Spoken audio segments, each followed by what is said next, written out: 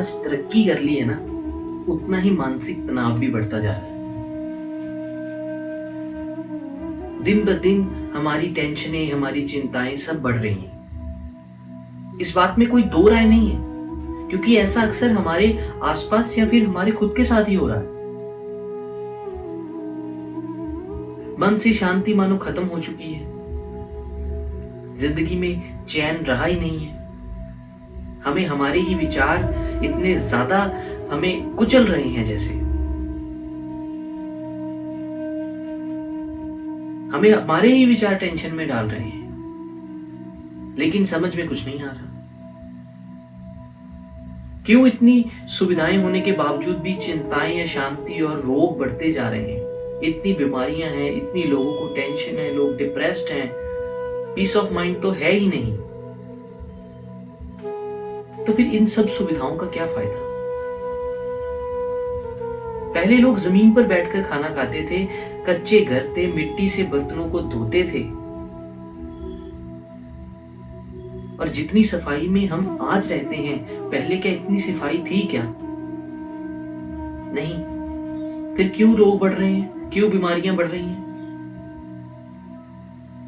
जितनी सुविधाएं अब हैं, पहले थी क्या?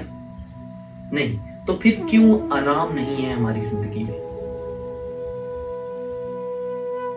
क्योंकि पहले लोगों में आचरण था, तमीज थी, इंसानियत थी, लोग आदर्शवादी थे, और ये सारी चीजें आज के जमाने ने हमसे छीन ली हैं। आज अगर कोई पहले जमाने की बात करता है ना, तो उसे पिछड़ा हुआ और पुराना कहकर डिग्रेड कर दिया जाता है और उसे चुप करवा दिया जाता है।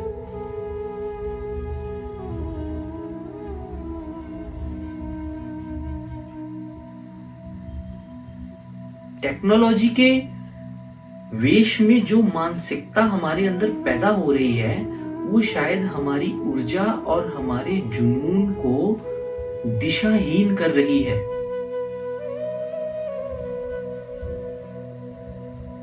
रोज की भागादौड़ी में पता नहीं कि हम अपनी जिंदगी से चाहते क्या हैं। बस भाग रहे हैं, बस कठपुतली की तरह, इधर से उधर, उधर से इधर।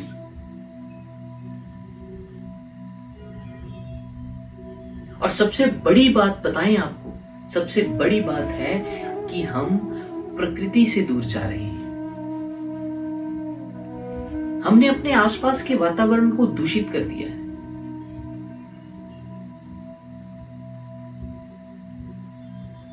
जिससे कि पहले जमाने के लोगों में जो सरलता थी, जो सिंप्लिसिटी थी, वो अब हम में बिल्कुल भी नहीं रही है। हमारे अंदर क्या आ चुका है? हमारे अंदर आ चुका है शोषण, हिंसा, फैशन, जासूसी। ये सब हमारे अंदर इतनी बढ़ चुकी है, और जिसके लिए हम खुद ही जिम्मेवार हैं। मरने के बाद जिस नर्क में जाने से हम डरते हैं, वैसा नर्क हमने यहीं पर बना लिया है। इस बात का शायद हमें अंदाजा भी नहीं है।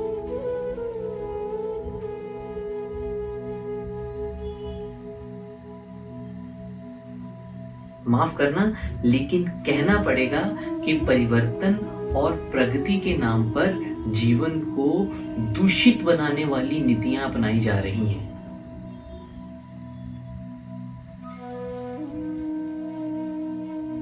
ये बात माननी पड़ेगी कि सांसारिक चीजें हमें अपनी ओर आकर्षित करती हैं। हमारा मन डोल जाता है। लेकिन समझने वाली बात यह है कि जिन सांसारिक चीजों के पीछे तुम भाग रहे हो, उनमें सिर्फ और सिर्फ आकर्षण है। वो चीजें सिर्फ आपको अट्रैक्ट करती हैं। सुख देने का सामर्थ्य उन चीजों में बिल्कुल भी नहीं है। सुख मिलता है अपने कर्तव्यों को अच्छे से निभाने से, अपनी जिम्मेवारी समझने से, माँ बाप की सेवा करने से, परिवार के साथ समय बिताने से। अपनों के साथ बातें करने से।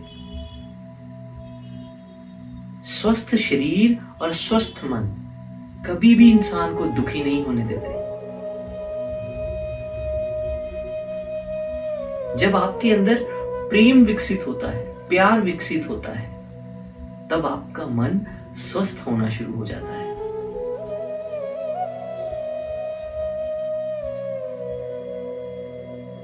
और जब आपके अंदर प्रेम पूरी तरह से विकसित हो जाता है, फिर आपके अंदर पैदा होती है सेवा भाव, परोपकार, क्षमा, त्याग। ये सारी चीजें इंसान को महान बना देती हैं। अगर आपके अंदर अभी तक प्रेम विकसित नहीं हुआ है, अगर आपके अंदर अभी तक दया भावना नहीं है, इंसानियत नहीं है, तो अभी आप पशु स्तर पर जी रहे हैं।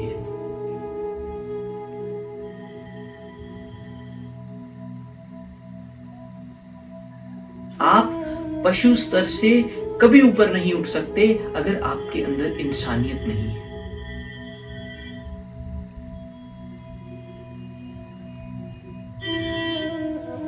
और जब आपका परमात्मा के साथ संबंध बनने लगता है, तब परमात्मा का दिव्य प्रकाश आपके अंदर की सारी बुराइयों और आपके जीवन के सारे अंधकार को खत्म कर देता है। और मन में दुविधा पैदा करने वाले विचारों का अंत होने लगता है और आपके अंदर सिर्फ और सिर्फ प्रेम रह जाता है। और वो प्रेम दुनिया को देखने की दृष्टि में बदलाव लाता है, जिससे आप एक अलग ही जिंदगी अनुभव करने लगते हैं।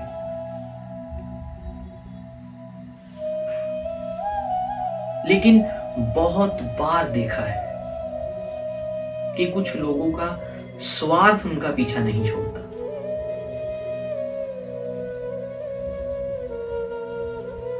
देखिए, यहां एक बात समझनी पड़ेगी कि जब हम स्वार्थ से प्रेरित होकर कोई भी काम करते हैं, तब हमें उस काम के फल की आशा होने लगती है। और जब आशा जागती है, तब विपरीत परिस्थितियों में हम निराश हो जाते हैं। लेकिन जो व्यक्ति स्वार्थ भाव के बिना काम करता है, हर काम को अपना कर्तव्य समझकर, अपना कर्तव्य पालन की दृष्टि से काम करता है और फल उस परमात्मा पर छोड़ देता है, वो सुखी रहता है। इसीलिए इच्छाएं जो हैं, उनको हमारी चिंताओं का एक विशेष कारण बताया गया है। काम करना अभी शुरू भी नहीं किया, लेकिन उस काम से मिलने वाले फल की इच्छा पहले से ही रखना हमें कहीं ना कहीं परेशानी में डाल देता है। और इस परेशानी से निकलने का एक ही उपाय है, और वो है अपना कर्तव्य समझकर, अपनी जिम्मेवारी समझकर और परमात्मा की प्रसन्नता के लिए और फल की इच्छा ना करते हुए काम करना, और कुछ नहीं। बस एक ही बात का ध्यान रखकर कर्म करना है। कृतम में दक्षिणे हस्ते जयो में सव्य आहिते, अर्थात मेरे दाएं हाथ में पुरुषार्थ है और मेरे बाएं हाथ में जय है। मतलब कि जब हम अपने कर्तव्य का पालन अच्छे से करते हैं, तब हमें सफल होने से कोई नहीं रोक सकता। नास्ति सिद्धि अकर्मण, अर्थात कर्म के बिना जीवन में सफलता नहीं मिलती। कर्म तो करना ही पड़ेगा, लेकिन वो कर्म स्वार्थ भाव से बिना होना चाहिए। लेकिन आजकल तो कर्म की परिभाषा ही बदल चुकी है। कर्म करना यानी पैसा कमाना। हम कर्म कैसा कर रहे हैं, इस बात पर ध्यान कोई नहीं दे रहा कि मेरा कर्म अच्छा है या बुरा है। बस उस कर्म से पैसा बनना चाहिए।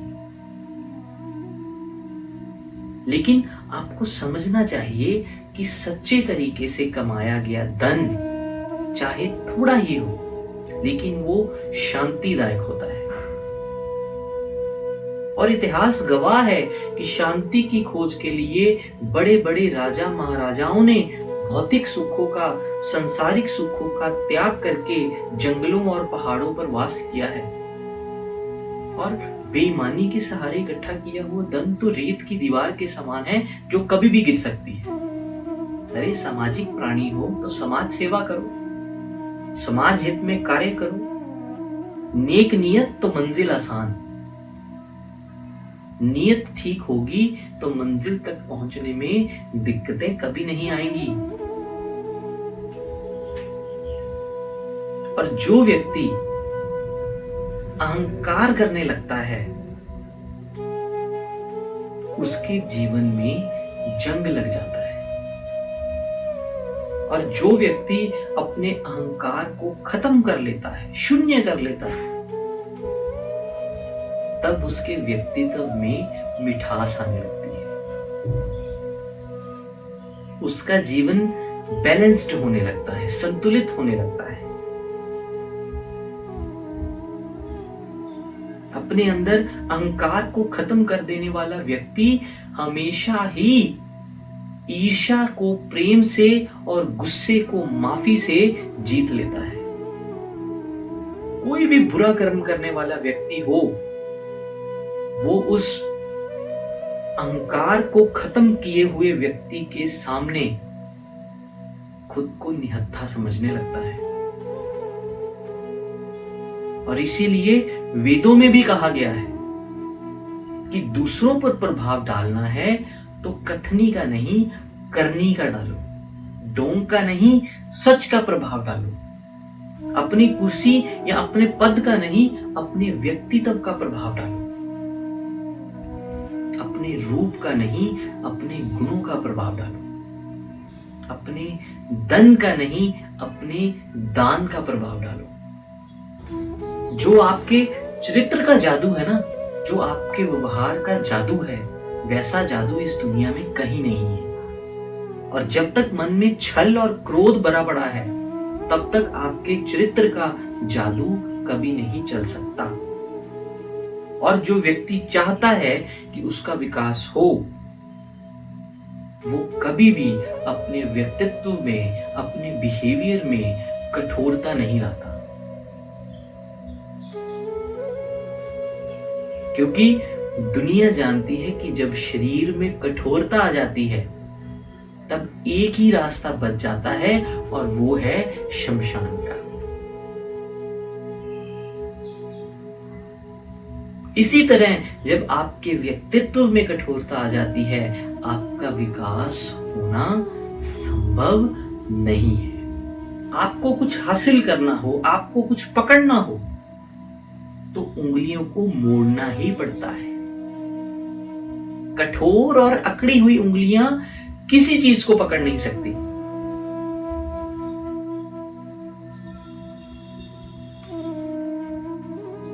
इसीलिए तुम बहुत कठोर व्यक्तित्व और दुनियावी चीजों को पाकर दुनिया में अपना रोब बनाना चाहते हो, तो इसीलिए आपके जीवन में चिंताएं हैं, अशांति है और रोग है।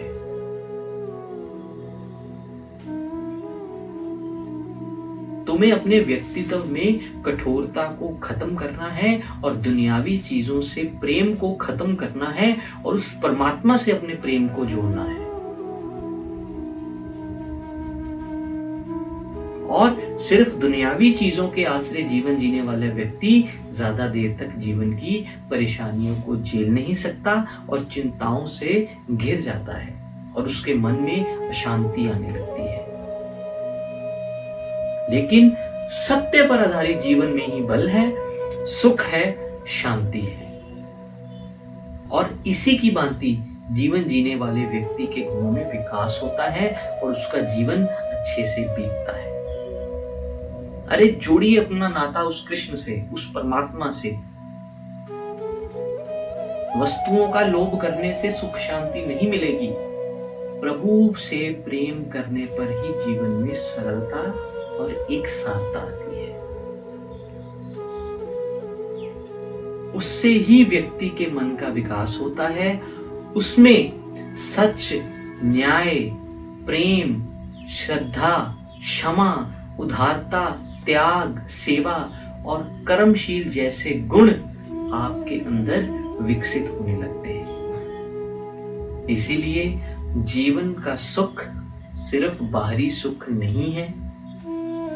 अपने गुणों को विकसित करने से ही सुखों की प्राप्ति होती है और जीवन में आने वाली हर परिस्थिति से निकलने का बल मिलता है। यही कारण है कि जब आप बाहरी वस्तुओं के प्रति अपना प्रेम दिखाते हैं तो आपके जीवन में चाहे जितनी मर्जी सुविधाएं आ जाएं, लेकिन आपके शरीर से रोग नहीं जाते, आपके मन से अशांति नहीं जाती और आपके दिमाग से चिंताएं नहीं जाती। और इसीलिए जब आप उस परमात्मा से, उस कृष्ण से अपना संबंध बनाते हैं, उस कृष्ण से अपना नाता जोड़ते हैं, तब आपकी सारी चिंताएं, आपके सारे रोग, आपकी सारी दुविधाएं जो हैं वो खत्म होने लगती हैं, जिससे आपका मानसिक तनाव भी जो है वो खत्म होने लगता है।